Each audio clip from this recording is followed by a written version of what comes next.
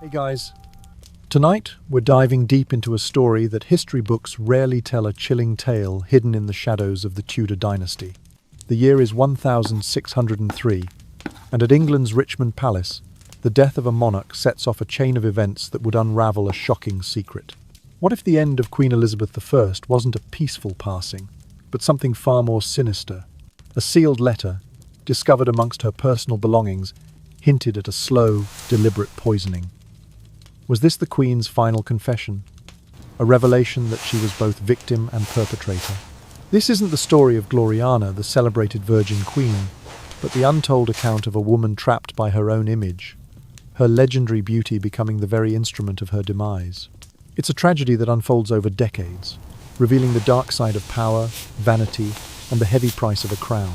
So, before you get comfortable, take a moment to like the video and subscribe, but only if you genuinely enjoy what I do here. Tell me, where are you watching from? And what time is it there right now? Now, dim the lights, maybe turn on a fan for that soft background hum, and let's ease into tonight's journey together.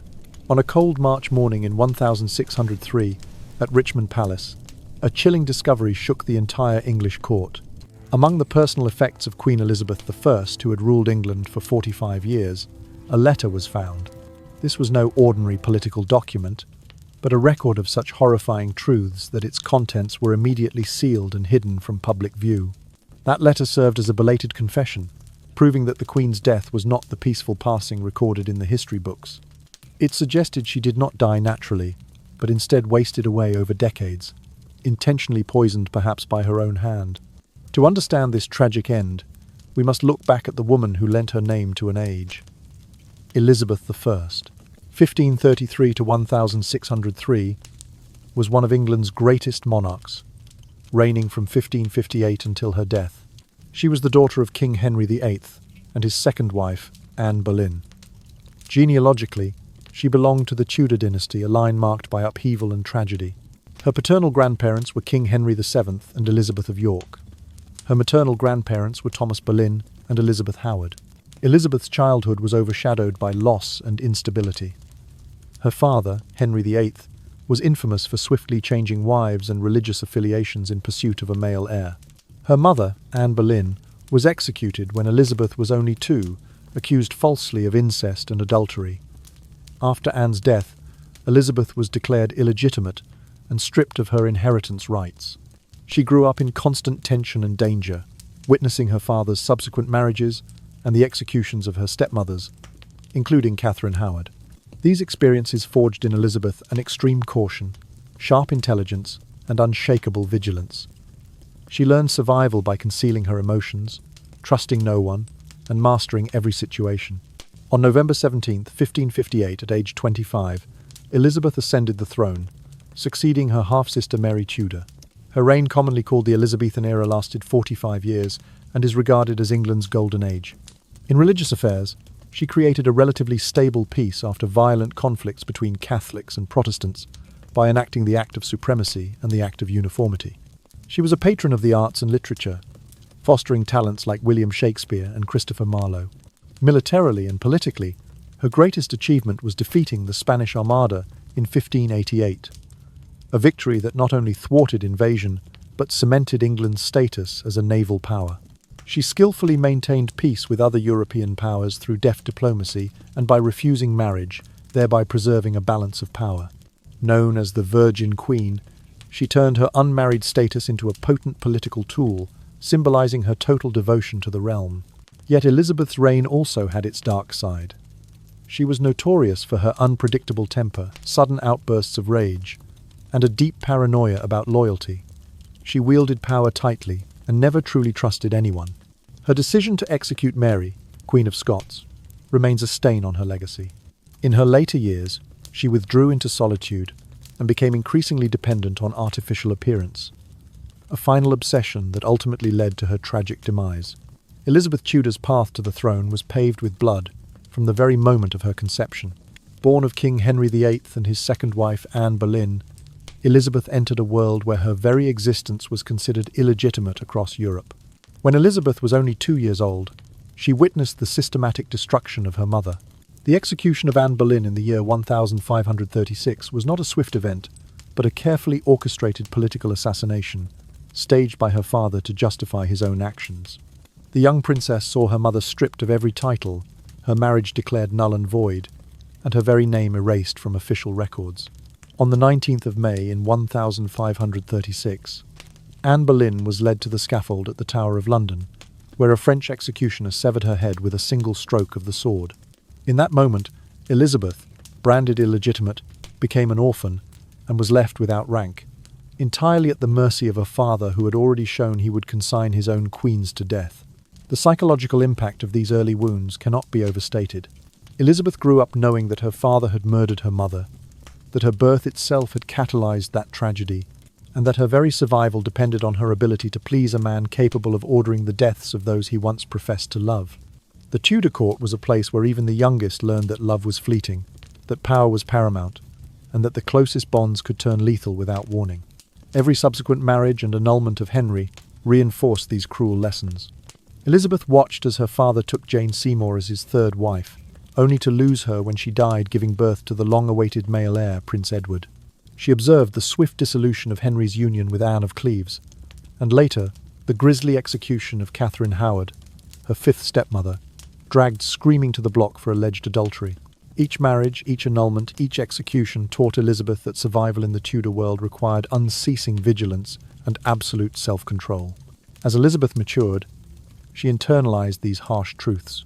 She learned to hide her true feelings behind a mask of measured decorum, to observe every gesture in the court with careful attention, and to master the art of appearing pliant while harboring a will of steel. She realized that in this perilous environment, intelligence and discretion were her only reliable weapons. Her education in languages and literature was not simply an exercise in scholarship, but a strategy to outmaneuver the many factions vying for influence at her father's table. Whether in Latin, Greek, French, or Italian, she studied words as though they were shields, fortifying herself against slander and betrayal. When Henry VIII died in the year 1547, Elizabeth was only 14, but she had already honed the skills that would see her through her own reign. She understood that power often resided not in overt displays of force, but in the subtle command of perception, a well-placed word, a carefully chosen gesture, a promise half-made yet never fulfilled. In the quiet hours of her youth, she practiced these arts relentlessly, even as memories of her mother's final days haunted her. Upon the death of Edward VI and the brief reign of Mary Tudor, Elizabeth ascended the throne on the 17th of November, in the year 1558. The transition, though fraught with danger, felt almost inevitable to those who had witnessed her growth. Yet, the same lessons of ruthlessness and vigilance that had shaped her early life now demanded constant attention. Elizabeth, mindful of her precarious position, moved through the corridors of power as though treading upon eggshells, aware that a single misstep might bring the court's hidden daggers down upon her. Throughout her reign, Elizabeth never forgot the twin spectres of loss and betrayal that had defined her childhood. She maintained a court that was both enchanting and formidable, surrounding herself with loyal advisors while keeping them at arm's length. She cultivated a persona of grace and poise, yet beneath the surface lay the steel forged in the fires of her early traumas. Her reluctance to marry, often framed as an expression of personal choice, also served as a safeguard against the fate that had befallen her mother and her stepmothers. To bind herself in marriage was to risk surrendering the very power she had learned to cherish. Even as she navigated the complex web of international diplomacy, Elizabeth's mind remained alert to the quiet machinations of her own court. She read every letter with a wary eye, interpreted every gift with suspicion, and weighed every compliment against its possible intent. In her private chambers, she sometimes allowed herself a moment of vulnerability, recalling the little girl who had watched her mother's life stripped away. Yet those moments were fleeting. She quickly donned the mantle of queen once more, masking her fears behind a regal smile that concealed her relentless determination. In the end, it was this combination of shrewd intellect and unyielding caution that enabled Elizabeth Tudor to hold the crown for nearly half a century. The same politics of blood and suspicion that threatened her existence became the crucible within which her strength was tempered. Though the road to power had been carved with tragedy, Elizabeth emerged as a sovereign who understood the perilous price of rule. And so, the legacy of her ascent remains a testament to the harsh lessons she learned, that in the Tudor court, love could kill, power could save, and survival depended on mastering the delicate dance between trust and distrust, ever vigilant, ever wary, ever unwavering. The early years, fraught with tragedy, forged Elizabeth into a consummate master of deception. She understood, even as a child, that intellect was her only reliable weapon. Thus, she dedicated herself tirelessly to study and the sharpening of her mind. She became fluent in Latin, Greek, French, and Italian languages she wielded as masks to conceal her true feelings and present an impenetrable facade. Publicly, she displayed fervent Protestant devotion to secure her position, yet in private, she quietly questioned every religious authority. She learned to read the most subtle signals in court politics, recognizing that her life might hinge upon interpreting a mere sideways glance, a deliberate gesture, or a carefully chosen word. The world around her was riddled with hidden snares, and the sole path to survival lay in unceasing vigilance and a refusal to trust anyone. When her father, King Henry VIII, finally passed away in the year 1547, Elizabeth already possessed the skills necessary to become a queen. She had cultivated the ability to present multiple faces to diverse audiences, a generous sovereign to her loyal counselors, a charming hostess to foreign dignitaries, and a humble servant of God to the faithful populace. She mastered the art of saying much while revealing nothing, imparting reassurance without ever betraying her deepest thoughts. She recognized that power demanded the ever-present threat of force, and that a woman in a position of authority was always viewed with suspicion. Survival required the sacrifice of personal desires in service of the political needs of the realm. In the hush of her private chambers, Elizabeth recalled the lessons of her childhood more acutely than ever. She had discovered that even royal parents could become executioners, and that no relationship, however intimate, was immune to betrayal. These childhood horrors laid the foundation for everything that would follow: her later obsession with her appearance, her unwavering refusal to marry, her paranoiac vigilance toward loyalty, and ultimately, the tragic final years of her life. Throughout her reign, Elizabeth maintained a delicate equilibrium between openness and secrecy. She cultivated an aura of approachable majesty, inviting petitioners to present their grievances, while the inner workings of her court remained shrouded in mystery. She surrounded herself with confidants, yet few ever earned her complete confidence.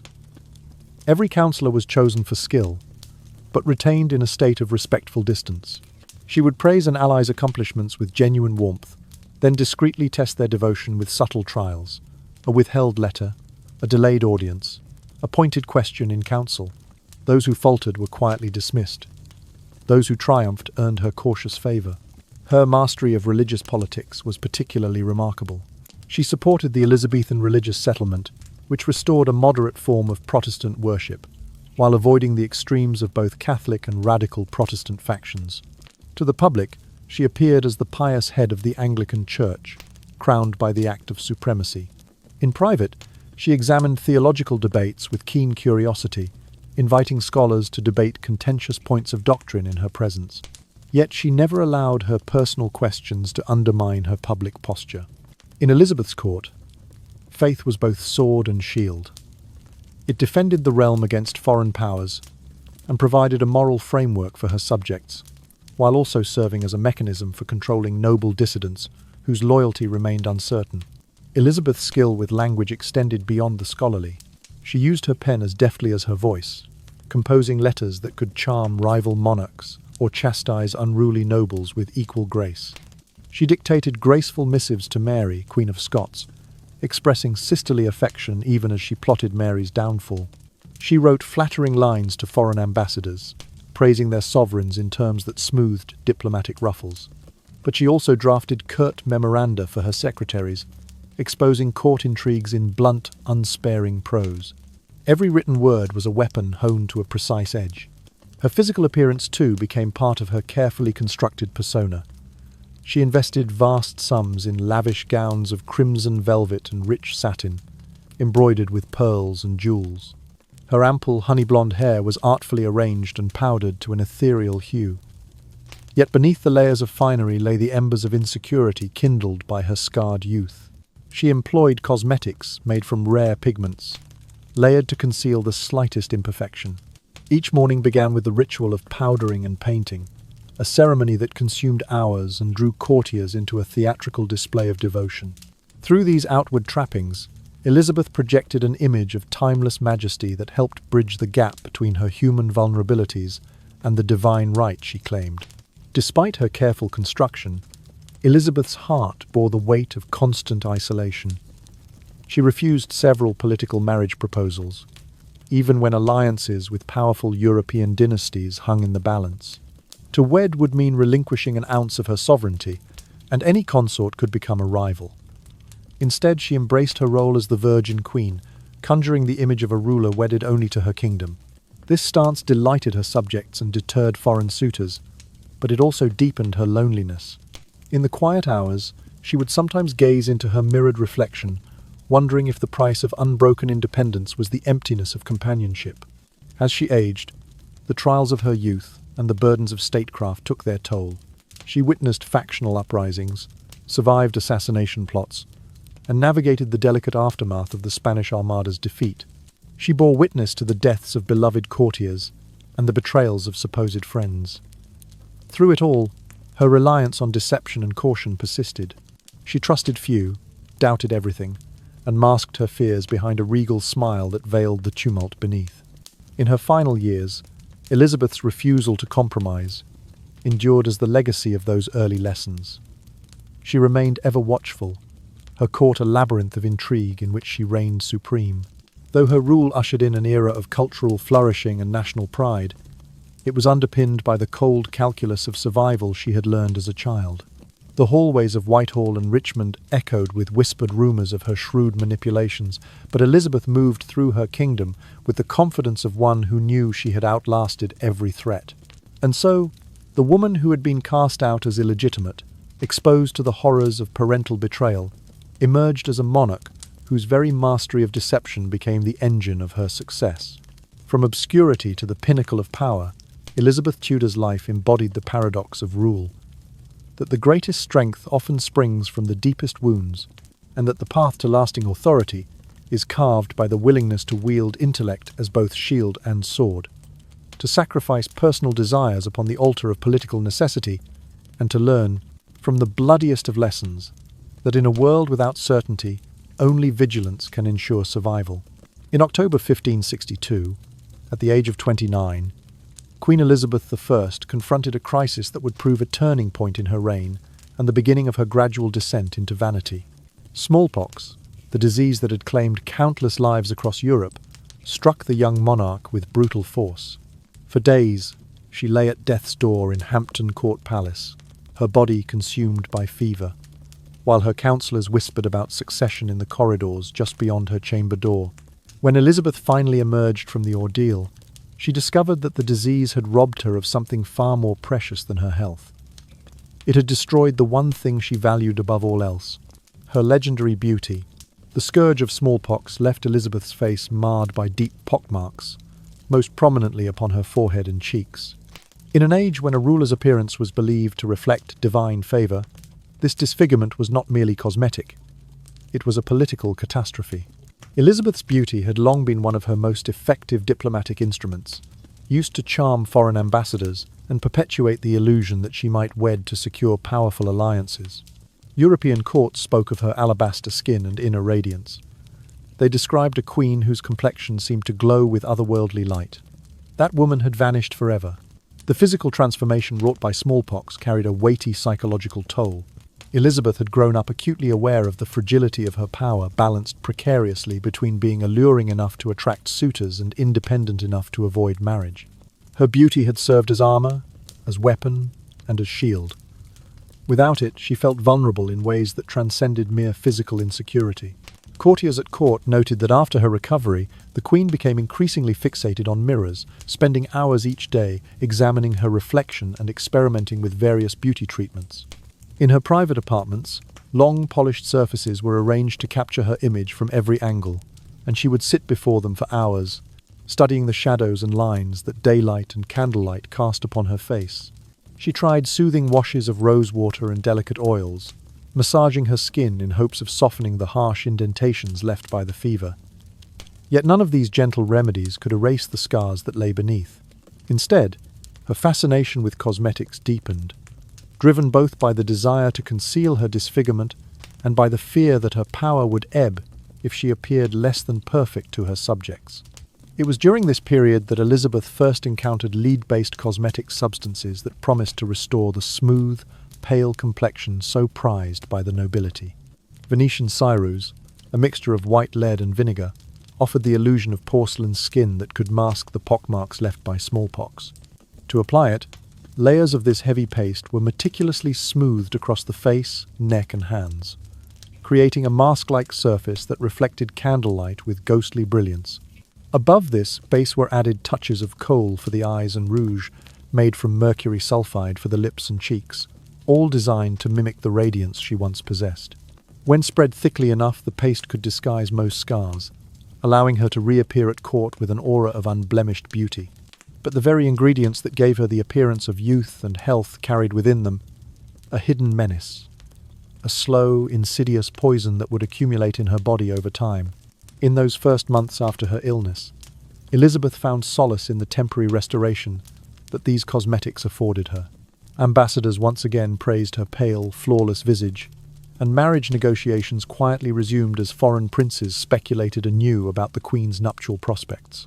Yet Elizabeth's mind was never far from the knowledge that her beauty now depended entirely on the application of toxic substances. She insisted that all new portraits commissioned during this time depict her with smooth, ageless skin, forbidding any depiction of the scars that no longer showed through layers of paste.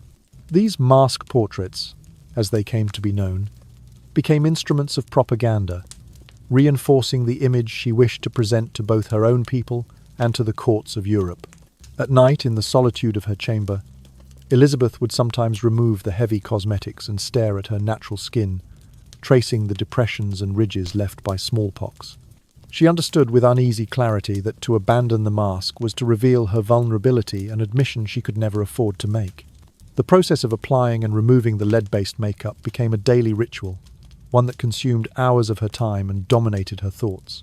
Each dawn began with the grinding of pigments, the stirring of ceruse, and the precise layering of makeup that would allow her to meet the world once more in the guise of unbroken perfection. And each evening ended with the tedious removal of those layers, revealing a face ravaged by both disease and the very powders meant to conceal its scars. Despite her efforts, Elizabeth could not escape the gradual toll the lead was taking on her body. At first, the effects were subtle. A dull headache here, a momentary dizziness there. But over time, the chronic exposure to lead and mercury began to manifest in more alarming ways. Tremors in her hands, a persistent weariness that no amount of rest could alleviate, and occasional lapses in memory. She continued to ride out these symptoms in silence, fearing that any admission of weakness might undermine her authority. Instead, she relied on the layers of powder and paint to conceal both her scars and her suffering, creating an illusion of invincible radiance that few could ever suspect was a fragile facade. In the years that followed, Elizabeth's dependence on these deadly cosmetics would deepen, entwining her fate with the substances she believed restored her to her rightful place. But in that first autumn of recovery, in the pale glow of Hampton Court's candlelit chambers, she discovered a bitter truth, that the very beauty which had been her greatest asset could also become her most potent poison. And so, the Queen who had once wielded her looks like a diplomat's sword, now found herself bound by an unspoken contract with vanity, a contract written in lead and blood, whose consequences would unfold over the decades to come. Venetian ceruse, a blend of white lead and vinegar, promised to bestow upon its wearer a complexion as pale and smooth as freshly laid plaster, a fashion pinnacle among European nobility. Rare and costly, it was an exclusive elixir, devastatingly effective at concealing every imperfection. Applied in sufficiently thick layers, it could completely hide the pockmarks left by smallpox, recreating an artificial smoothness that mirrored the youthful beauty Elizabeth once enjoyed. Her ladies-in-waiting later described the elaborate ritual surrounding the Queen's daily application of cosmetics. Each morning, Elizabeth would sit for hours, as layers of ceruse were painstakingly brushed onto her face, neck, and hands. The process was meticulous, requiring multiple coats to achieve the desired opacity. Only once the base was firmly in place would supplementary cosmetics be applied. Coal dust carefully drawn around the eyes, a blush of vermilion made from mercury sulfide tinted her lips and cheeks, and delicate painted accents were added to sculpt and emphasize her facial contours. The immediate results were nothing short of spectacular. Foreign ambassadors once more lauded the Queen's appearance, marveling at her chalk-white complexion and otherworldly radiance. Marriage negotiations resumed with renewed fervour as European princes vied for the hand of the Virgin Queen. Through the artful use of chemistry, Elizabeth had resurrected her political power, projecting an image of unblemished majesty that few could resist. Yet beneath this veneer lay a tragic irony. The very substance that restored her influence would, over the course of 4 decades, poison her body in tiny, accumulating doses. The tragedy of Elizabeth's post-smallpox transformation was that it worked all too well. Lead-based cosmetics did not simply mask her scars. They created an ideal of perfection so convincing that it became inseparable from her royal identity. Portraits commissioned during these years depicted her face as smooth porcelain, with nary a scar to mar the surface images carefully curated to sustain the illusion. She forbade artists from painting her true visage, insisting that every likeness show her as an ageless monarch, a living symbol of unending youth. To abandon her powder mask would be to reveal the ravages beneath, and she could not afford such a breach. Yet to continue its use was to submit to daily doses of a toxic metal. Each morning's ritual became a silent ceremony of self-poisoning. Elizabeth sat in her private chambers, attended by the same discreet circle of trusted ladies, as the ceruse was applied in solemn precision. The paste, heavy and suffocating, coated her skin in layers so thick they resembled fragile armor. She would then allow a moment of quiet reflection, gazing into the several mirrors arranged around her, to ensure that every angle captured the flawless mask she required. Only when she was satisfied would she rise to face her court, the weight of her cosmetics concealed beneath sumptuous gowns and jeweled collars. As weeks turned into months and months into years, the lead absorbed through her skin accumulated in her tissues. At first, the effects were barely perceptible, a fleeting headache, an occasional dizziness. But slowly, insidiously, the metal began to break down her health. Chronic exposure to lead is known to degrade both body and mind over time. In Elizabeth's case, the early symptoms went unnoticed or were attributed to the burdens of rule. She pressed on undeterred, unwilling to sacrifice the appearance that had become integral to her authority. The dynamics at court shifted subtly under the veil of her apparent perfection. Courtiers found themselves dancing around an unspoken truth. They never saw Elizabeth's real face, only the radiant mask she presented. This separation created a kind of reverent distance, reinforcing her mystique but also feeding her isolation. Her reliance on cosmetics became as much a political tool as her speeches or her patronage. She wielded her image like a scepter, knowing that each layer of powder heightened her aura of invincibility. Yet in her private moments, those stolen hours, when the day's burdens were momentarily lifted, Elizabeth felt the weight of her choices.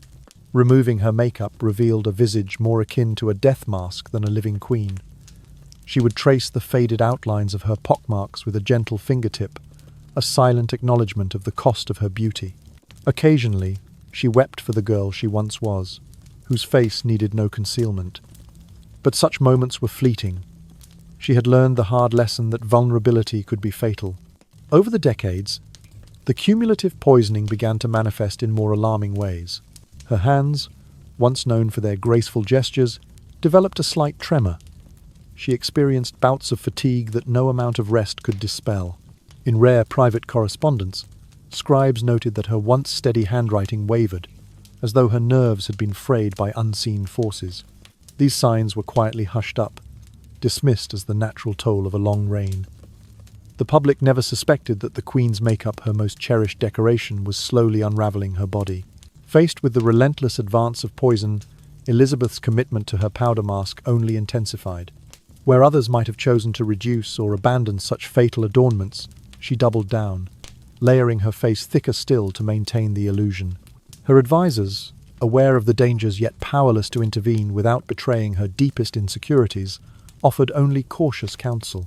Elizabeth, ever vigilant, rejected any suggestion that she lighten her own radiance, fearful that any sign of decline would embolden her enemies.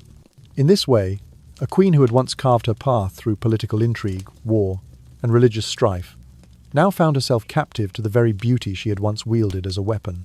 Her legacy, so carefully crafted through acts of state and displays of regal power, became entwined with the tragic irony of a ruler who poisoned herself for the sake of an image. Venetian Ceruse had offered a semblance of salvation in the aftermath of smallpox, but it exacted a price that Elizabeth would pay day by day until her final breath. Thus, the tale of Elizabeth's daily ritual stands as both a testament to her resourcefulness and a cautionary saga of vanity's hidden cost. In her pursuit of perfection, the Queen chose beauty over health, political leverage over physical well-being, and in so doing she set herself upon a path toward a slow, agonizing demise. A demise that, like her reign, would be commemorated in legend and cloaked in the same layers of carefully applied illusion that had defined her life. Elizabeth's reliance on lethal cosmetics was never merely a beauty regimen. It became an all-consuming obsession with her own image. The layers of Ceruse did more than conceal pockmarks and scars. They fashioned a flawless, ethereal countenance that grew into the very heart of her royal identity. She understood, in a quiet and fearful way, that to abandon her makeup meant exposing the ravaged skin beneath. Yet to continue its use was to ingest poison each dawn. In choosing beauty over health and political power over physical well-being, Elizabeth set herself upon an inexorable path toward a slow, agonizing demise. Her daily ritual, described by attendants as lasting up to 4 hours each morning, was a ceremony of systematic self-poisoning. First came the Ceruse base, layer upon layer of white paste applied with ritual precision. The lead within the Ceruse was especially insidious. It absorbed directly through her skin and accumulated in her body's tissues over time. Modern science now recognizes chronic lead exposure as causing a gradual deterioration of both mind and body, a decline that may remain hidden for decades before revealing its full devastation. Yet in Elizabeth's mind, the artificial pallor she wore each day was essential to her very right to rule. Once the foundation was in place, supplementary cosmetics were added. Kohl was drawn around her eyes, accentuating their brightness. Vermilion blush, crafted from mercury sulfide, dusted her cheeks and lips, giving them color and life. Each stroke of the brush was executed in silence, as though any sound might shatter the fragile illusion she was assembling. The process involved not only physical adornment, but a mental transformation. Elizabeth would sit motionless, eyes closed or fixed upon a polished mirror, willing herself into the persona she needed to project. By mid-morning, the Queen emerged from her private chambers as though stepping from a chrysalis. Courtiers would fall to their knees, proclaiming her beauty and grace. Ambassadors, accustomed to deference, found themselves softly praising her complexion, unaware of the toxic foundation beneath the regal exterior. Portrait painters were summoned, brushes in hand, to capture the perfection they perceived. All were briefed that no natural blemish should appear on canvas. In Elizabeth's final years, realistic depictions were forbidden. Only the smooth, ageless mask she wore in life could be preserved in art. These youth mask portraits, as later scholars would call them, proliferated throughout the realm and beyond. They were not mere artistic conventions, but deliberate propaganda visual declarations that the Queen's power was eternal. In palace galleries and private salons alike, these images hung in gilded frames, reminding subjects and visitors that their sovereign was untouched by time, disease, or death. The portraits spoke of purity and potency, concealing the disintegration of her health and the inner turmoil that drove her daily masquerade. In private, however, Elizabeth occasionally granted herself moments of reluctant candor. She would summon her most trusted confidant, a lady-in-waiting who had shared her secrets for years, and allow the mask to slip. Beneath the layers of Ceruse, her skin was said to have taken on the consistency of ancient parchment, discolored, fissured, and devoid of resilience. She could feel the corrosive lead burning beneath, an ache that no ointment could soothe. Yet she never permitted this vulnerable face to be seen by even her closest allies. The fear that a glimpse of her true visage might embolden her enemies outweighed the desire for relief. Her dependence on cosmetics permeated every corner of court life. Special windows were installed to control the quality of light in her private chambers, ensuring that reflections remained flattering. Mirrors were placed at such angles that only the most benign views of her face could be glimpsed. In social gatherings, chambers were dimmed or curtained to prevent harsh daylight from revealing the slightest crack in her porcelain facade. The court adapted to the Queen's needs, wrapping itself in a protective cocoon of candlelight and velvet drapes. As time wore on, the Queen's physical vitality waned. She experienced tremors in her hands that sometimes betrayed her, even as her painted mask remained unflinching. She endured bouts of dizziness and exhaustion, yet never reduced her daily application of poison. In her mind, any concession would signal weakness and admission that she was less than the immortal icon she portrayed. Thus, she reaffirmed her resolve each dawn, brushing on the ceruse, as though each stroke preserved not only her image, but the sovereignty itself. The tragedy of Elizabeth's final decades lies in the double bind she faced. To relinquish her beauty was to weaken her power. To maintain it was to hasten her own destruction. Venetian ceruse had offered a fleeting restoration of youth, a return to her former radiance, and in its promise lay the seeds of unhindered self-annihilation. Her reign, celebrated for its cultural flourishing and political stability, was sustained by the very artifice that consumed her life force. Yes, she had chosen beauty over health, power over well-being, and as she sat in her chambers each morning white-masked, trembling beneath layers of lead, she knew that the price of her image was measured in the slow, inexorable erosion of her flesh and mind.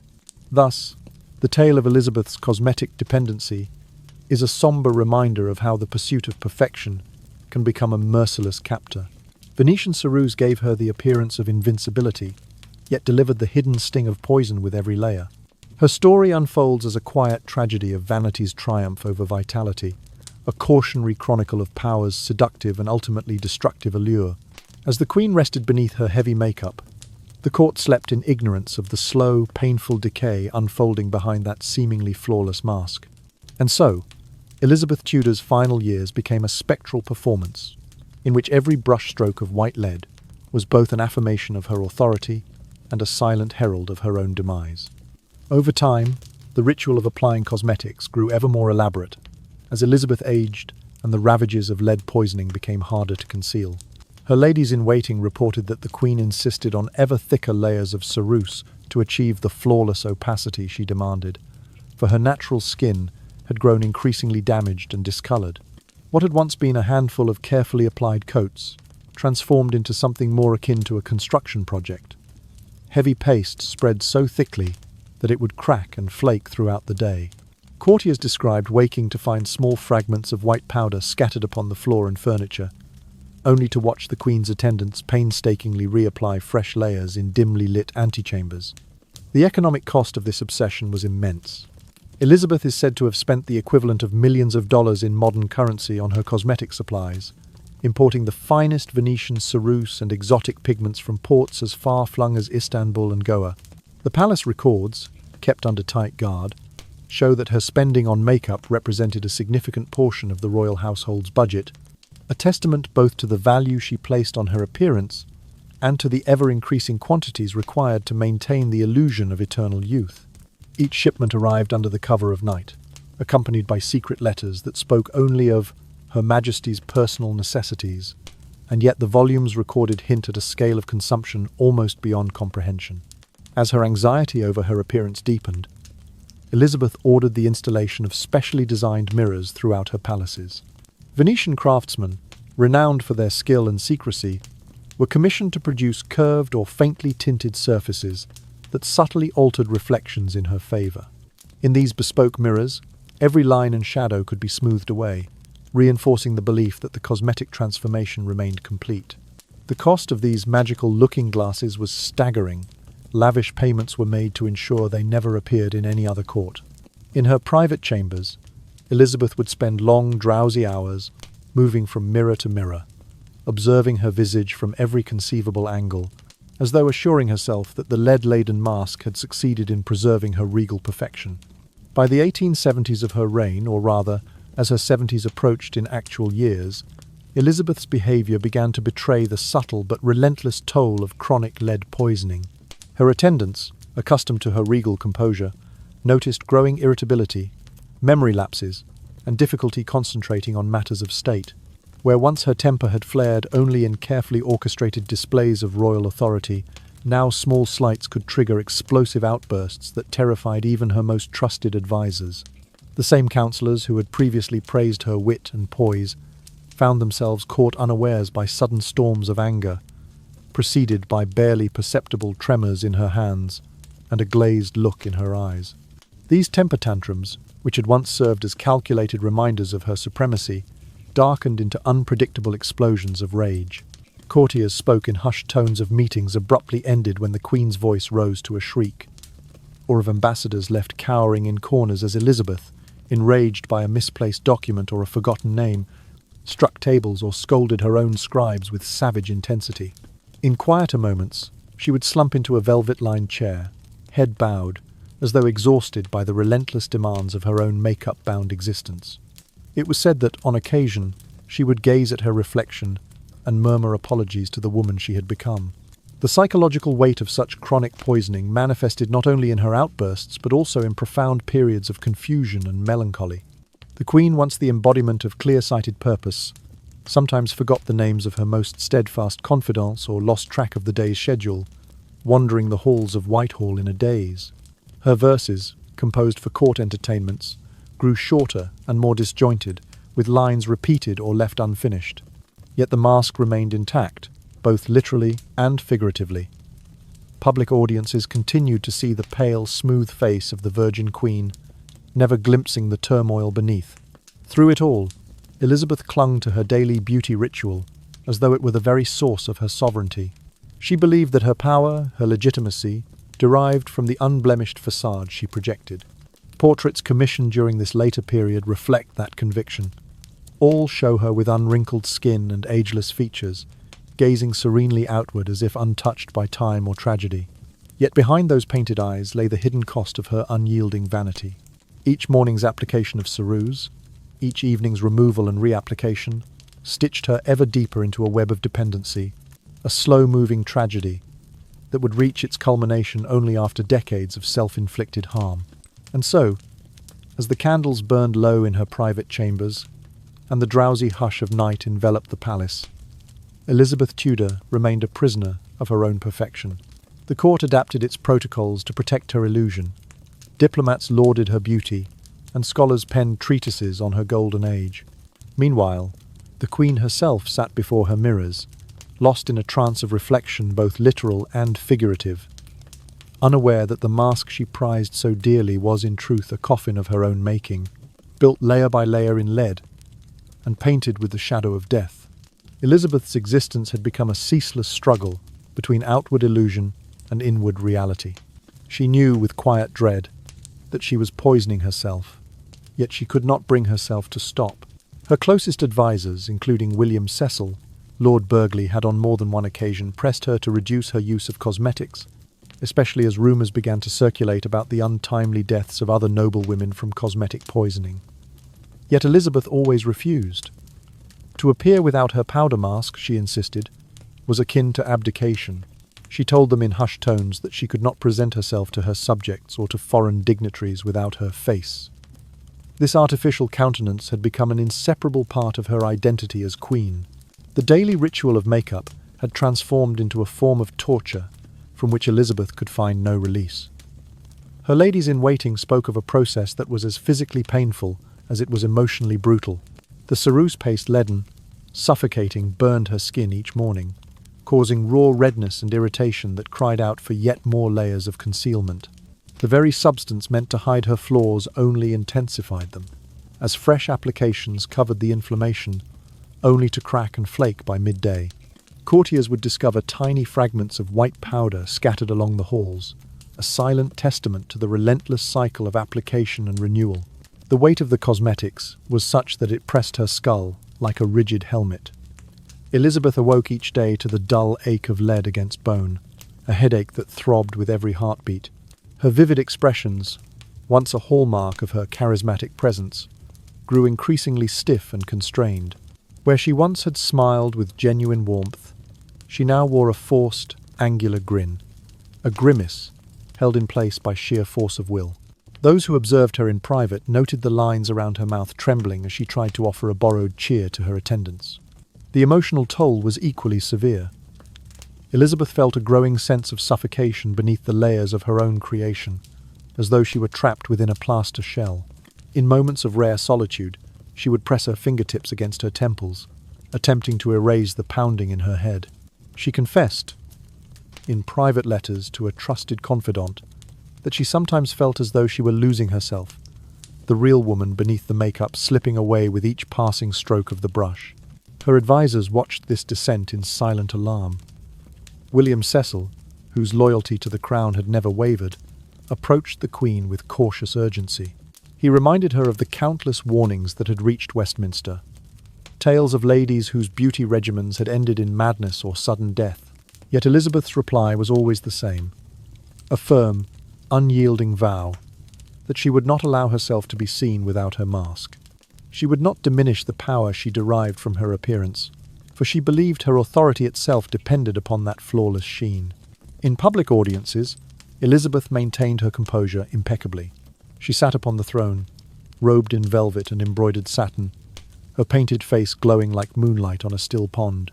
Petitioners trembled before her, offering heartfelt pleas that she granted with magnanimous nods. Foreign ambassadors praised Her Majesty, oblivious to the hidden torment beneath her porcelain facade. But behind the painted gaze lay a monarch burdened by the knowledge that every brushstroke was both a lifeline and a noose. The cruel paradox of her predicament weighed heavily on her spirit. She had mastered the art of deception in politics, yet she found herself deceived by her own vanity. Each day's application of lead-laden ceruse bound her more tightly to a destiny of slow self-destruction. Her command of languages, her polished speeches, her defensive proclamations all amounted to little if the Queen herself was crumbling from within. At night, in the dim glow of candlelight, Elizabeth would sometimes lift a single sleeve to her face and trace the outline of her wrist, an act of quiet defiance. The soft curve of her skin, unblemished by powder, reminded her of what had been lost. She dared not reveal that wrist to any but her closest companion, for it was proof of her vulnerability. The rest of her body remained encased in layers of toxicity, a testament to the choice she had made between the power of appearance and the frailty of life. As the years wore on, Elizabeth's reliance on her deadly cosmetics only deepened. The very image that had carried her through storms of politics and war now became her chains. She had sacrificed her health for an image that, once tarnished, she could not bear to reveal. The court adapted to her needs, altering schedules and protocols to minimize time spent under harsh light or in strenuous activity that might crack her mask. Her chambers became both sanctuary and prison, filled with the tools of her own undoing. In the twilight of her reign, Elizabeth Tudor existed in a state of perpetual performance, playing the role of immortal sovereign even as her body betrayed her. The world saw only the flawless visage she presented, never guessed the agony beneath. Her final chapters, written in layers of ceruse, would be marked by the slow decay of both mind and flesh. A tragic irony for a queen who had once ruled with unmatched brilliance. And so, each dawn, Elizabeth sat before her mirror, brush in hand, preparing once more to don the mask that had become her only shield. In that ritual, she reenacted the silent pact she had made long ago, that her beauty, however artificial, was worth the price of her very being. As the powder settled into the lines of her face, she closed her eyes and breathed deeply, steeling herself for another day in the world. She had created a world in which perfection was both her greatest weapon and her most terrible curse. As the effects of lead poisoning became increasingly apparent, Elizabeth's isolation deepened. Foreign ambassadors, once dazzled by her beauty and intelligence, began submitting troubling reports about her appearance and behavior. The Venetian envoy noted that the Queen's hands trembled incessantly, her speech occasionally slurred, and her memory seemed to falter. More alarming still, he reported that her makeup had taken on a faint greenish tint, an unmistakable sign that chemical reactions were occurring on her skin, visible even through the thick layers of cosmetics. These dispatches travelled swiftly among European courts, eroding Elizabeth's diplomatic authority. Rival powers whispered questions. Was she still fit to rule, both mentally and physically? Increasingly, Elizabeth's world contracted. Once accustomed to the adoration of the public and the intrigue of diplomatic maneuvering, She now found herself retreating from view. Court festivities, grand processions, and public audiences all became sources of dread, for each occasion risked revealing more of her true condition. She limited her appearances to the most essential state functions: the opening of Parliament, the signing of treaties, and the occasional reception for foreign dignitaries. Yet even then, she insisted on dimly lit chambers and muted lighting, where shadows could conceal the worst of her disfigurement. Walls were draped with heavy tapestries to soften glare, and candles were placed at odd angles to cast flattering shadows across her powdered face. The court adapted to her withdrawal with a series of elaborate protocols, ostensibly matters of regal etiquette, but in truth, measures designed to protect both Elizabeth's dignity and the safety of her servants. Courtiers learned the precise distance at which to approach the throne rail, mindful that too close an encounter might expose them to the faint but unmistakable odor of decaying powder and poisoned flesh. Guests were briefed in advance on acceptable topics of conversation, steering clear of any subject that might provoke the Queen's unpredictable temper. Ambassadors received written instructions specifying the number of bows required, the precise wording of their formal address, and even the type of seating arrangement that would best obscure her facial tremors. These protocols, while cloaked in the language of tradition, functioned as subtle safeguards. They prevented situations in which Elizabeth's condition might be laid bare to visitors, and they minimized the risk that her sudden, ungoverned outbursts, symptoms of chronic lead toxicity, could result in dangerous incidents. A misstep, such as standing too close, could bring a tremor of her hand into contact with a ceremonial goblet, sending it crashing to the floor and shattering the illusion of royal poise. Worse still, a careless question about the Queen's health or a mispronounced name might trigger a storm of rage so fierce that seasoned courtiers would shrink back in alarm. As rumors of her instability spread, envoys from other courts began arriving under heavier guard, accompanied by learned physicians whose role was ostensibly to observe her health, but in reality to confirm or deny the whispers of her decline. These medical guests were granted brief audiences, during which they were presented with the carefully curated mask of Elizabeth's most composed self. Yet even they could not ignore the tremor in her voice, or the pallor of her skin beneath the layers of powder. Their private reports, sent under seal to their home governments, spoke of a monarch clinging to power through artifice and will alone. Amidst this atmosphere of hushed concern, Elizabeth found herself more alone than ever.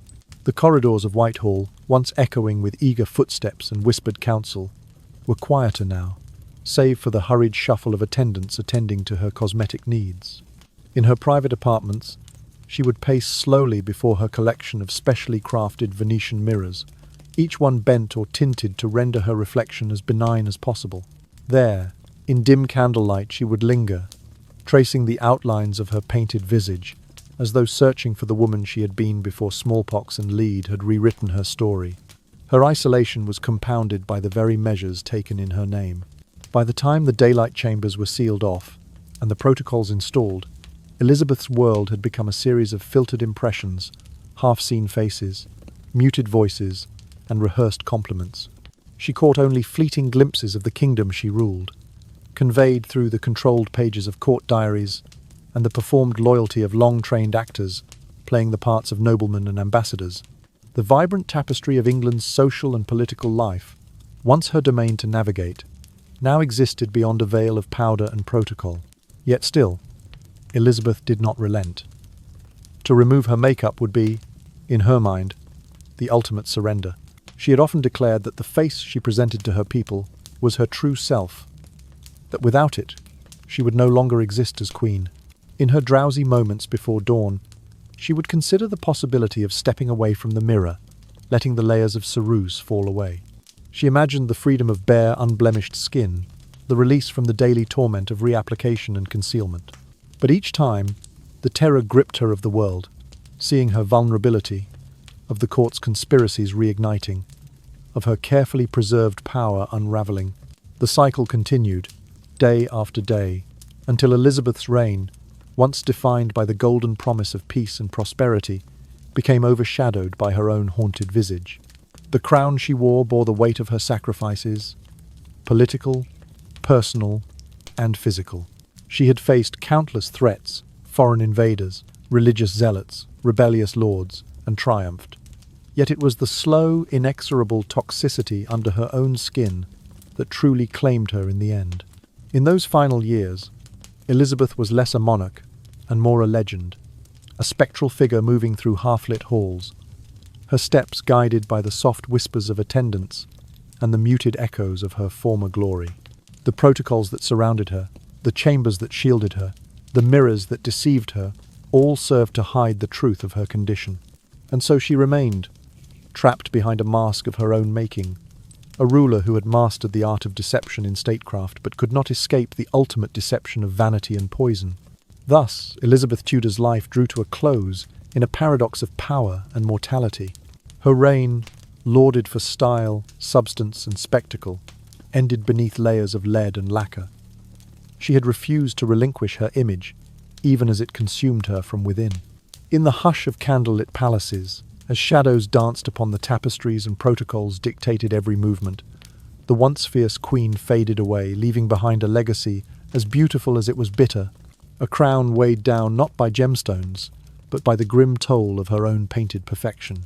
By the 1990s of her reign, the cumulative effects of 4 decades of lead poisoning had begun to transform Elizabeth I from England's formidable monarch into a tragic figure whose grip on power was slipping away. This was the queen once celebrated for her brilliant intellect and shrewd political instincts, now struggling with the most basic cognitive tasks, even as the elaborate court protocols that surrounded her made it difficult for anyone to gauge just how far her decline had progressed. Her most trusted advisors found themselves managing not merely a kingdom, but an increasingly unstable ruler whose decisions could no longer be relied upon. The physical symptoms of chronic lead toxicity had become impossible to conceal, despite the thick layers of cosmetics she applied each morning.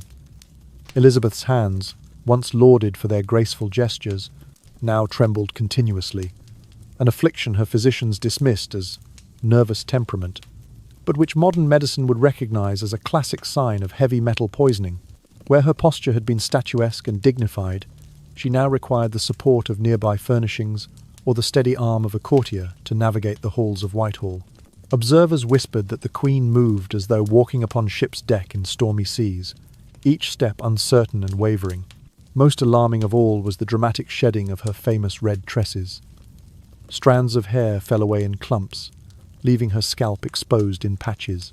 To maintain her public image, Elizabeth became ever more dependent on elaborate wigs, baroque constructions of wire frames, and dyed horsehair, piled high and pinned in place. These cumbersome hairpieces, though ornate, did little to disguise the reality beneath, a queen whose own body had turned against her.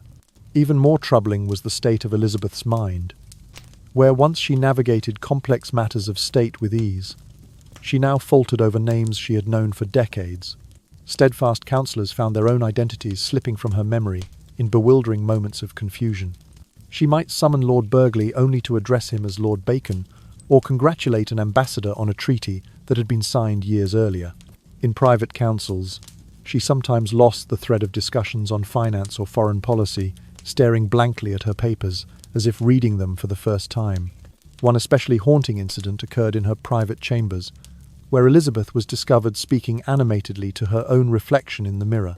She seemed to believe she was addressing her mother, Anne Boleyn, asking questions and seeking reassurance as though the executed queen stood before her. Attendants later reported that Elizabeth spent long stretches conversing with this ghostly image, her tone alternately pleading and reproachful. These episodes grew more frequent with each passing year, though they were carefully hidden from all but those few entirely trusted members of her household. The psychological turmoil of these encounters weighed heavily upon her. In moments of lucidity, Elizabeth recognized the absurdity of confiding in a painted likeness, and yet the mirror offered her a companion no living courtier could provide.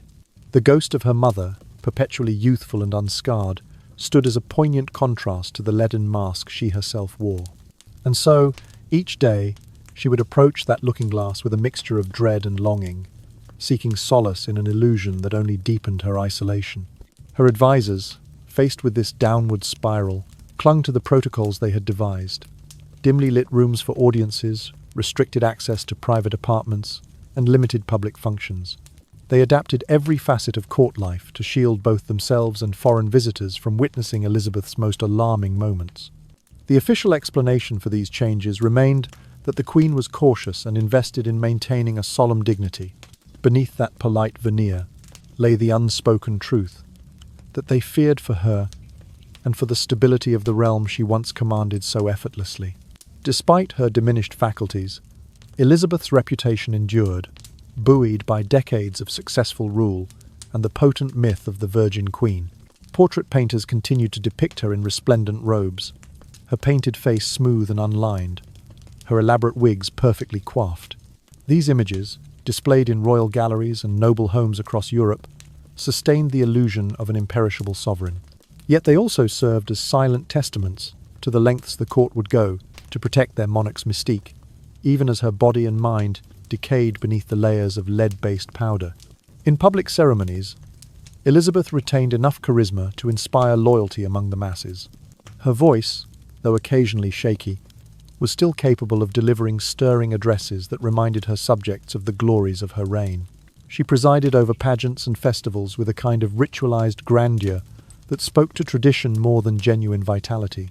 The crowds, accustomed to seeing her from a respectful distance, marveled at her seeming continuity, yet few grasped the depths of her hidden suffering. Meanwhile, those who served her most closely bore the burden of her care in private. Gentle hands guided her through corridors. Steady brows watched for signs of disorientation, and whispered prayers offered what comfort they could. The Queen, who had once inspired awe with her unwavering gaze, now relied on the kindness of her ladies to help steady her trembling body and calm her racing thoughts. In their empathy, these loyal attendants found themselves witnessing a private tragedy that would remain unspoken for generations. As the decade wore on, the question of succession loomed ever larger. Elizabeth, despite her advanced age and declining health, refused to name an heir, determined to preserve the autonomy she had fought so hard to maintain. This resolve, however, further isolated her, for it denied her advisors the certainty they desperately needed. They understood that their queen's power, and perhaps her life, depended upon the very image she had so painstakingly cultivated, even as that image betrayed her from within. In those final years, Elizabeth Tudor stood at the crossroads of legend and mortality. Her reign, once defined by triumph over external enemies, now faced an internal adversary she could neither vanquish nor escape. The crown she wore rested uneasy upon her powdered brow, weighed down by the lead that had become both her shield and her shackle.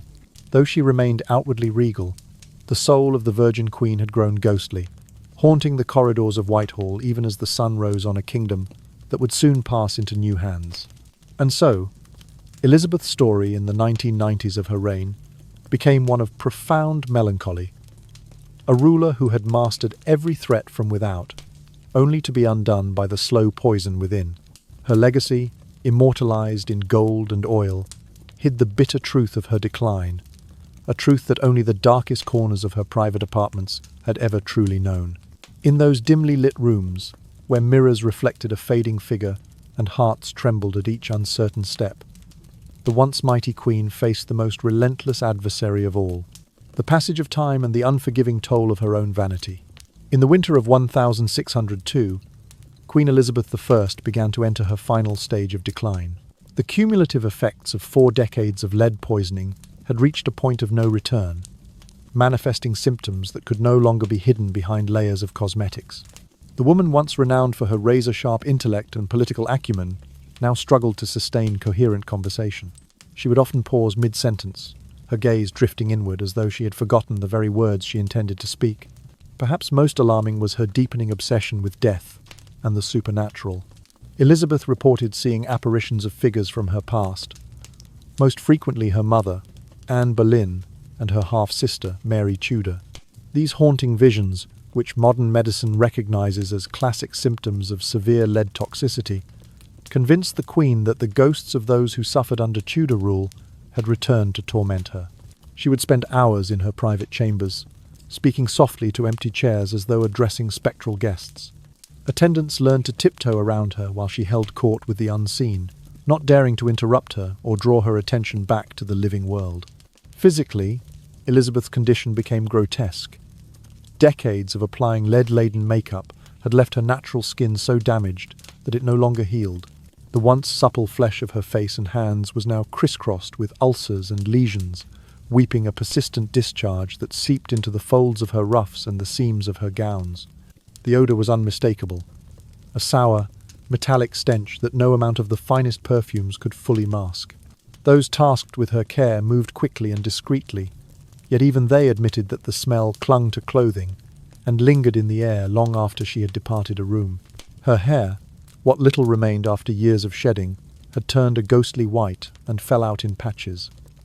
Wig-makers were kept busy crafting ever more elaborate hairpieces to conceal the ravaged scalp beneath. These wigs, made of stiffened horsehair and pinned into towering shapes, weighed heavily on the Queen's brow and further aggravated her headaches. Each morning, as she struggled to fit the fragile frames into place, she winced at the first tug of pins through the tender skin of her scalp. Perhaps the most horrific of all her afflictions were her teeth. Having used mercury sulfide rouge for decades to colour her cheeks and lips, Elizabeth now suffered the classic dental effects of mercury poisoning. Her teeth turned black and began to loosen, one by one falling into her mouth during meals or crumbling into her lap when she laughed. Courtiers claimed to have witnessed her pressing a handkerchief to her mouth to disguise the sight of a missing tooth. Yet even this small attempt at concealment could not hide the advancing decay. The mere act of eating had become a form of agony, each bite threatening to dislodge another molar or incisor. Elizabeth's mind, too, bore the unmistakable marks of her self-inflicted curse. She would wander the halls of Whitehall, her steps unsteady, muttering fragments of letters or half-remembered lines of poetry. On nights when the wind howled outside and the palace corridors lay silent, she was sometimes heard singing lullabies to the ghosts she imagined around her songs once sung to her as a child, now twisted into mournful refrains.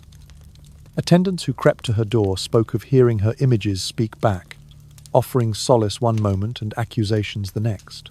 Yet, even as her faculties slipped away, Elizabeth clung desperately to the vestiges of her power. On rare occasions, she emerged to hold a brief council, her voice quavering, but her demands as imperious as ever.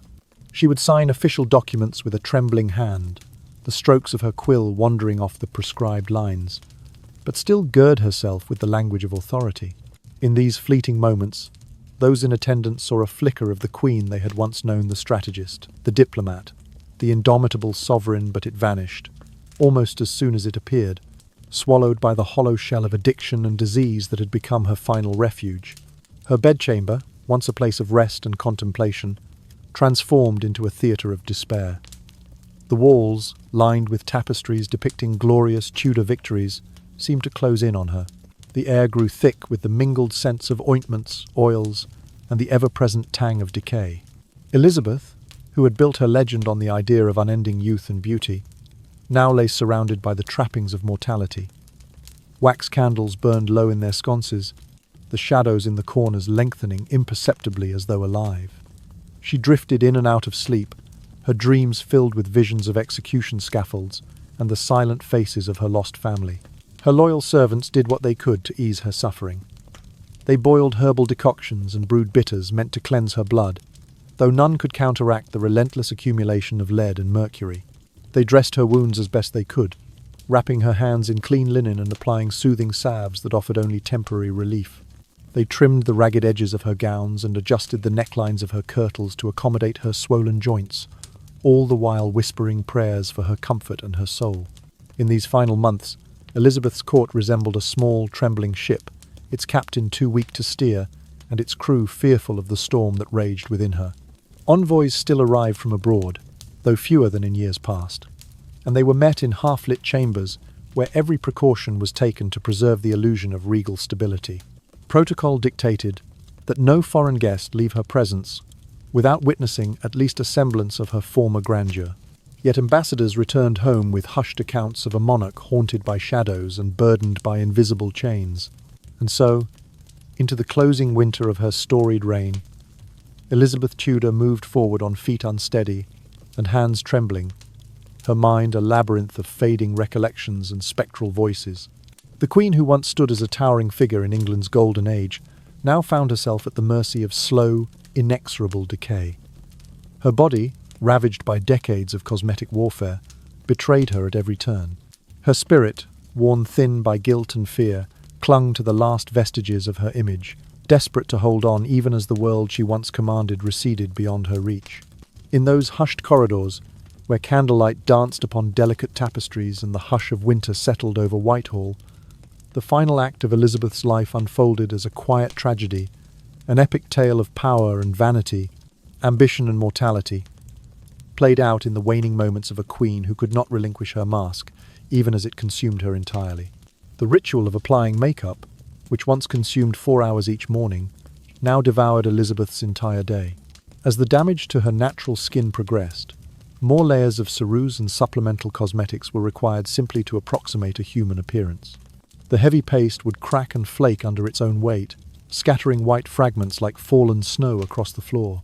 To maintain any semblance of continuity, attendants would reapply fresh coats in hidden recesses of the palace, repeating the process again and again until evening. Elizabeth's ladies-in-waiting described a spectacle more akin to preparing a death mask than adorning a living sovereign. They spoke of the Queen's face as a construction project, rebuilt each day from toxic materials that were slowly killing her from within. Even as her body ached beneath the layers of lead and mercury, Elizabeth understood all too clearly the paradox of her existence. In the hushed privacy of her inner chamber, with only her most trusted attendants present, she would talk of feeling poisoned by beauty. She confessed, in quivering whispers, to deep regret for the choices that had led her to this state. Yet she felt trapped by the very image she had so carefully crafted. To appear before her subjects without that painstaking transformation was, in her mind, unthinkable. Without the pale smoothness of her painted face, she feared she would lose not only her authority but her identity. The Virgin Queen had become a prisoner of her own vanity, locked in a self-destructive cycle she could not break.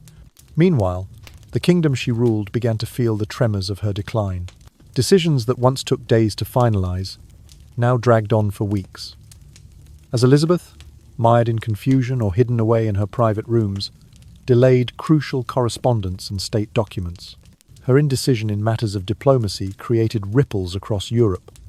Foreign emissaries, accustomed to her astute judgments, returned home with reports of contradictory messages and uncoordinated directives. England's standing among the great powers wavered as the Queen's mental clarity faltered, and her inability to sustain the delicate balance of alliances threatened to unravel the tapestry of treaties she had woven over decades. At court, conversations shifted from scholarly discourse and cultural patronage to whispered rumours and careful sidesteps. Where once the corridors of Whitehall rang with intellectual debate and artistic flourish, now they were hushed. Courtiers tiptoed through the halls, wary of drawing the Queen's sudden attention or inciting one of her unpredictable outbursts. Gilded halls that had hosted lavish banquets and theatrical performances became places of caution and protocol, where every step and every word were measured against the risk of provoking her fragile nerves. Elizabeth's isolation deepened in direct proportion to the decay of her faculties. She avoided grand ceremonies and public receptions, fearing that a tremor or a lapse in speech might betray the siege her body endured. Even close friends and long-serving advisors found themselves barred from private visits, restricted by new layers of security designed to maintain the facade of regal composure. Those few who still had access to her presence bore witness to a sovereign haunted by the weight of her own reflection, speaking to painted portraits as though they held the key to her lost vitality. The Queen's once celebrated passion for the arts and learning waned as her world contracted to the bounds of her apartments. The musical ensembles and theatre troupes that once thrilled her with performances and masks were gradually dismissed. Books, which had been her refuge in earlier years, lay unopened upon silken cushions, gathering dust in dim alcoves. The vibrant intellectual life of her court faded into silence, replaced by the soft rustle of curtains and the stifled sighs of attendants moving in a palace that felt more like a sepulchre than a seat of power. Despite the kingdom's growing hardship, Elizabeth clung tenaciously to her throne. She refused suggestions that she appoint a regent or name an heir, adamant that any concession would signal weakness. Her advisors, torn between loyalty and desperation, struggled to navigate a realm in peril. They issued edicts in her name, knowing she might never see them, and dispatched envoys with letters that carried the weight of her signature, a signature now quivering at the end of each word. In the absence of her guiding hand, factions within the court eyed one another warily, awaiting the moment when the Queen's decline would tip the balance of power in favour of bolder claimants. In the grey hush of winter days, Elizabeth's isolation found an echo in the kingdom itself. Plots and counterplots simmered beneath the surface, fueled by uncertainty and opportunism. The people, deprived of their sovereign's steady presence, grew restless, their loyalty tinged with unease. Rumours spread as swiftly as shadows at dusk, that the Queen was ill, that her days were numbered, that some would claim the crown once she passed. The majesty of the Tudor era, so carefully cultivated, threatened to crumble under the tangible weight of her faltering health. Yet Elizabeth, even in her waning strength, retained a measure of regal dignity. On the rare occasions she appeared before her council, she sat at the head of the table, propped upon cushions, her powdered visage unmoving, her voice low but firm. She would grant audiences to ambassadors, offer her thanks for loyal service, and accept petitions with a nod. These appearances, though brief, reminded all who witnessed them of the sovereign who had once electrified the world with her brilliance. For a moment, the glamour of her reign flickered back to life, casting a glow over the court and reassuring those who served her that the spirit of the golden age still lingered, if only for an instant. But those moments grew ever briefer, as Elizabeth's condition worsened. The days of winter in 1602 closed in around her like shutters against approaching night. The palace seemed to sigh with her laboured breaths, walls heavy with the sound of time's passing. And in the hush that fell when attendants left her side, Elizabeth sat alone before her mirrors, brush in hand, preparing herself for yet another day's masking of her pain. A slow, poignant reminder that the greatest battles are often those fought within. In the final weeks of her life, as Elizabeth lay at death's door in Richmond Palace, her behaviour took on an alarming urgency. Despite her deteriorating body and frequent episodes of confusion, the Queen became obsessed with composing what she called her Final Testament, a document she crafted in secret, most often during the pre-dawn hours when the corridors lay silent and her mind felt clearest. This letter, discovered among her personal effects after her passing, contained revelations so disturbing that her successor, James I, had it promptly suppressed. What made Elizabeth's last letter so shocking was its unsparing honesty about her reign and the price she had paid for power. In trembling handwriting, she confessed to decades of deception and manipulation, describing her own make-up ritual as a slow suicide of vanity. She admitted that for years she had been fully aware of the lethal nature of the cosmetics she applied, yet felt powerless to abandon them without sacrificing her political authority. Elizabeth wrote of her daily application of poisonous powders as a form of beautiful self-murder. She chose over appearing before her subjects in her natural, scarred state. Most disturbing of all was the suggestion that her cosmetic poisoning might not have been entirely accidental. She wrote cryptically of those who would see me painted into my grave, implying that certain courtiers had encouraged her increasingly hazardous beauty rituals while fully cognizant of their toxic effects. The Queen seemed to believe she had been the victim of a slow-motion assassination, carried out not with daggers or poisoned cups but through the careful exploitation of her vanity and insecurities. As she penned these final words, Elizabeth's hand shook violently, the lead-laden powders in her bloodstream making every movement painful. Yet she persisted, driven by a desperate need to unburden her soul before the end. She described scenes of her solitude, of candlelit hours spent hunched over her writing desk, quill in hand, the feather's tip blotted by tears, and the black ink running with smudges. She admitted to lying awake through the witching hour, haunted by visions of her mother's severed head and her half-sister's accusing stare, convinced that their restless spirits walked the corridors at her side. In her testament, Elizabeth also reflected on the paradox that had defined her reign. The very image that had secured her throne was also its undoing. She recalled how foreign ambassadors once marvelled at her alabaster complexion and her court's lavish entertainments, unaware that behind the scenes she spent hours each day caked in lead and mercury. She confessed that the portraits commissioned in her later years, which showed her with eternally smooth skin, had been part of a deliberate propaganda campaign, one she now saw as a betrayal of her own truth. The Queen's final pages contained passages of profound regret. She lamented the loss of genuine intimacy with her closest advisers, noting that even William Cecil, Lord Burghley, had been kept at arm's length by her fear of revealing a flawed visage. She wrote of nights spent sobbing softly into her pillow, mourning the woman she had once been, a woman who had walked the decks of warships, negotiated peace treaties, and inspired poets and playwrights. Now, reduced by poison and paranoia, she felt like a ghost haunting her own chambers. Elizabeth's testament concluded with a stark warning that the pursuit of an impossible ideal of beauty could become a weapon turned against its wielder. She urged her successors, who would almost certainly be men indifferent to female vanity, to learn from her folly. She entreated them not to equate appearance with legitimacy, reminding them that true authority derived from character and intellect, not from the sheen of cosmetics or the artifice of portraiture. When the letter was found, it was bound in crimson ribbon and tucked inside a small wooden box, hidden beneath folds of velvet in a carved ebony chest. James I ordered the box sealed and the document consigned to the Royal Archives, where it would remain hidden for centuries. His courtiers rejoiced at the opportunity to preserve the myth of the Virgin Queen, an image of unblemished grace and unwavering power that they feared would crumble under the weight of Elizabeth's confessions. In silencing her testament, James effectively erased the last, most vulnerable statement of a monarch who had given her name to an era.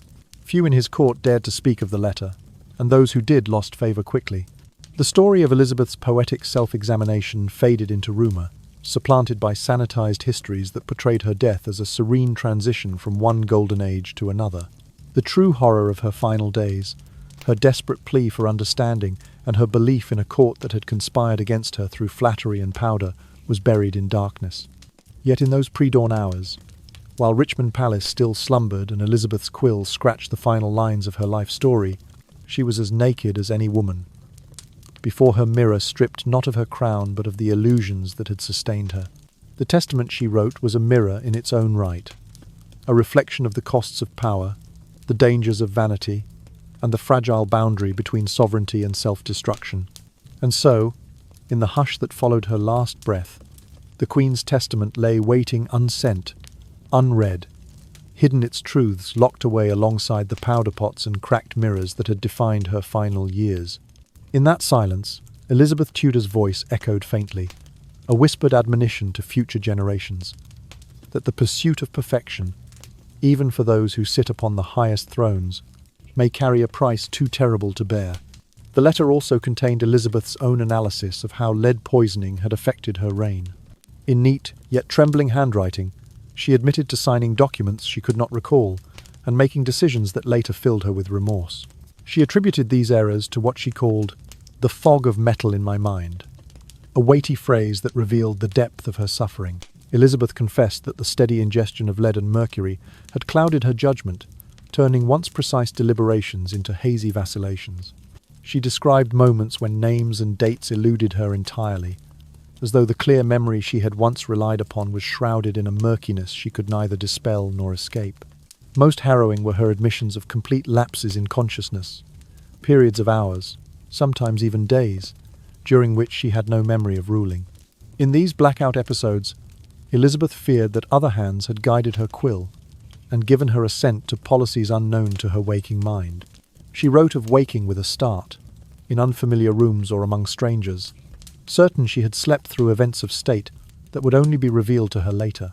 The Queen admitted that she lay awake at night, haunted by the dread that, in her absence, decisions shaping the kingdom's fate might have been made without her knowledge or consent. These confessions cut to the very core of sovereignty. A ruler who could not be certain she had ruled, she asked, in words fraught with pain, whether authority held any meaning if the mind wielding it was untrustworthy. Elizabeth's vulnerability shone through these lines, revealing a monarch who had sacrificed her mental clarity on the altar of an ideal she could no longer sustain. Perhaps the most tragic passages came in the letter's closing lines. Elizabeth described herself as a ghost haunting the throne of my own making, a spectral presence that lingered in chambers once dominated by her youthful vigour.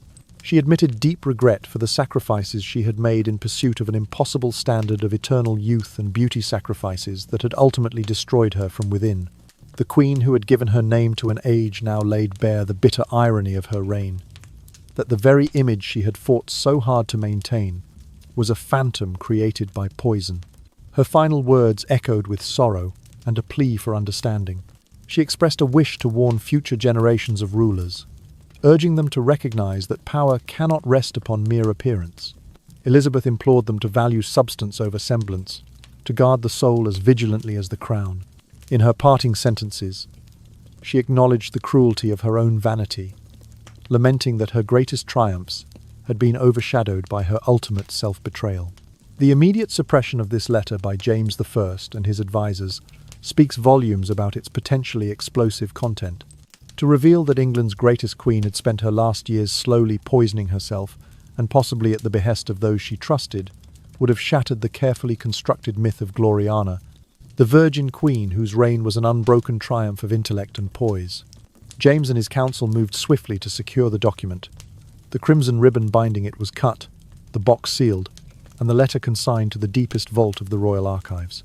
In the years that followed, the testament disappeared from memory, its existence whispered only in rumours. Court chroniclers hinted at a hidden memoir, a final confession that had been buried alongside the Queen's cosmetic implements and cracked porcelain jars. Noble families passing down tales in hushed conversation spoke of a letter too terrible to read, a narrative so laden with horror it had been locked away to preserve the legacy of Elizabeth's golden age. Yet the rumours persisted, carried by those who believed that history should not be sanitized.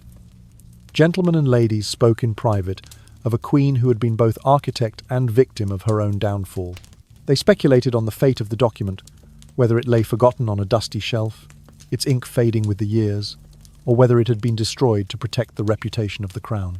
Some claimed to have glimpsed a reference in a forgotten diary, others whispered of a copy hidden in a noble's estate, awaiting rediscovery. Even today, the legend of Elizabeth's final letter endures as a cautionary tale, a reminder that the pursuit of perfection, no matter how regal, may lead to ruin. The notion of a sovereign so consumed by her own image that she wrote candidly of self-poisoning and conspiracies in her court strikes a dissonant chord against the polished portraits that hang in gilded frames. These portraits, bearing her flawless, ageless visage, mask the truth of a woman who bore the heaviest crown of all the crown of her own vanity. And so, the letter remains a phantom in its own right, an artifact of raw confession, hidden from view yet alive in the imagination of those who seek the unvarnished truth behind history's grand narratives. It stands as a testament to the perils of equating beauty with power, and to the vulnerability of even the mightiest among us when faced with the shadow of decay. In the hush of the archives, where candlelight no longer glimmers and dust settles on silken pillows, Elizabeth's final words lie dormant, waiting to awaken generations to the tragic consequence of a queen painting her own epitaph in lead and sorrow. On the 24th of March, in the year 1603, in the early hours of a cold spring morning, Queen Elizabeth I drew her final breath in a chamber that had become a monument to the vanity that slowly killed her.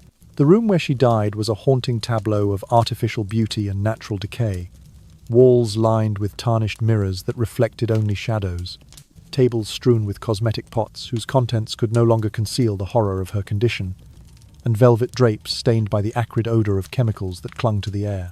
The woman who had once commanded the seas and vanquished Europe's greatest empire lay alone, save for a handful of attendants too terrified to approach her bedside, surrounded by the very instruments of her self-destruction. In the final weeks of her life, the daily ritual of makeup, once a 4-hour ceremony, consumed her every waking moment. Her hands, now too frail and trembling to apply the elaborate layers herself, forced her to rely upon her ladies-in-waiting. Each morning they would gather in anxious silence, mixing ceruse into a thick, leaden paste, meant to restore the illusion of youth. With gloved fingers, they pressed the cold, white substance onto Elizabeth's ulcerated skin, building layer upon layer until her face resembled a death mask more than a human visage. Any sense of personal agency in the process had vanished, replaced by a silent compulsion to be made whole again, even if that wholeness was a lie. The Queen's complexion, once the talk of every court in Europe, had become a grotesque parody of its former glory. Deep sores and weeping lesions peered out from beneath the heavy paste, their dark centres peeking through cracks that formed with every shift of her skin. Attendants whispered that some mornings they found flakes of ceruse clinging to her sheets, brittle as fossilized snow, yet they were unable to refuse her. Elizabeth, brittle as winter branches, would not endure an imperfect application. They trembled as they worked, aware that a single misstep, a smudge of rouge out of place, an uneven stroke of powder might provoke her fury, or send her into tears of shame and self-loathing. Worse than the physical agony was the knowledge that those powders, pressed and patted onto her wounds, were slowly poisoning her. In her moments of lucidity, Elizabeth understood the cruel irony. The substances meant to conceal her suffering only deepened it, inch by inch. She caught glimpses of her reflection in the blackened glass of a candle holder and recoiled at the sight of a cracked mask clinging to a face ravaged by chemical burn. Yet, even then, she refused to let the truth show. Her identity, long forged in the crucible of politics and diplomacy, depended upon that mask, upon the illusion of unchanging beauty that she believed her subjects and her foreign allies demanded. Her final convulsions were terrifying in their suddenness and intensity. Lead toxicity, which had for years eroded her strength, finally erupted into acute episodes of seizure. On one fateful dawn, the Queen's body shook so violently that the layers of makeup fractured and sloughed away in chunks, revealing raw, mottled flesh that glistened with discharge. The attendants gasped and recoiled as if struck, but dared not touch her until the shaking subsided. When it did, Elizabeth lay gasping, her breath ragged and uneven, eyes fluttering as though torn between waking and dreaming. She opened her mouth, and a cracked, tremulous voice whispered to unseen figures in the room, "Mother, sister, forgive me." These moments of delirium grew more frequent as the days waned. Elizabeth would suddenly bolt upright in her bed, arms outstretched, addressing phantom visitors who drifted at the edge of her vision. She spoke to the ghosts that had haunted her mind for months, Anne Boleyn's accusing gaze, Mary Tudor's cold reproach, and other figures whose names she muttered in half-formed phrases. Attendants watched in stricken horror, tears glistening in their eyes as they realized their queen was lost to a world of her own tormented making. Between convulsions, her breathing would slow to a fragile rasp, each inhalation a visible struggle. Cushions were fluffed behind her back to support her ravaged frame, yet she quivered as though chilled to the bone. A thin film of sweat coated her brow, mixing with the powder that framed her temples and cheeks. Every breath exhaled a faint metallic tang, the taste of death upon her tongue. Despite the pallor of her skin, her pulse raced unevenly, thumping in her wrists like the distant thunder of approaching storms. In these final hours, word spread swiftly through the palace. Staircases emptied, candles were extinguished, and corridors fell silent save for the soft sobs of chaplains murmuring last rites outside her door. Those few who remained near her drew close, offering prayers and whispered comforts, though none could truly soothe her. Even in her final waking moments, Elizabeth's lips parted as though to speak again to the spectres that filled her chamber, but only a faint sigh emerged, as if she were too weary to form words.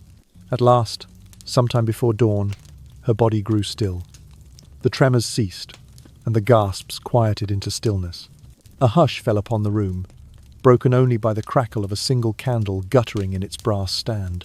The Queen's face, once artfully concealed beneath countless layers of leaded powder, now lay exposed to the dim light, hollowed cheeks marked by scar tissue, eyelids drawn with fatigue, and a mouth pressed into a final, sorrowful line. Her famous red wig had slipped from its pins, revealing pale stubble upon her scalp. Even the most devoted attendants averted their eyes from the rawness of her features, for in those features lay the truth of years spent trading health for illusion. In death, Elizabeth's chamber became an unintended memorial to her tragic vanity. The shattered pieces of her cosmetic jars lay scattered like offerings at the foot of her bed. Mirrors, once prized for their ability to perfect her image, stood cracked and clouded, reflecting only shards of light that danced across the bloodless contours of her face. The velvet curtains, once drawn carefully to filter daylight, hung limp as though mourning the loss of their mistress.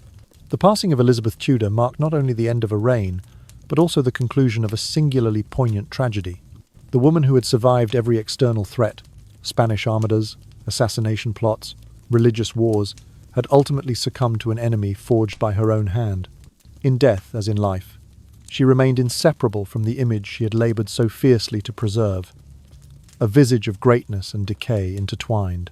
And though the world beyond Richmond Palace would soon awaken to news of her demise, within those silent walls lay the final testament to a queen whose most enduring legacy would be the haunting reminder of the perilous price of painting one's own epitaph in powder and poison. And that is the tragic story of the final years of Queen Elizabeth I, a narrative we have explored together. Today, we have not only recounted a historic event, but also delved into the hidden psychological depths of one of history's greatest figures. This video has taken us on a journey back through time and has offered profound messages and values that resonate with our own lives today. The first message we can glean from Elizabeth I's story concerns the price of vanity and the importance of self-acceptance.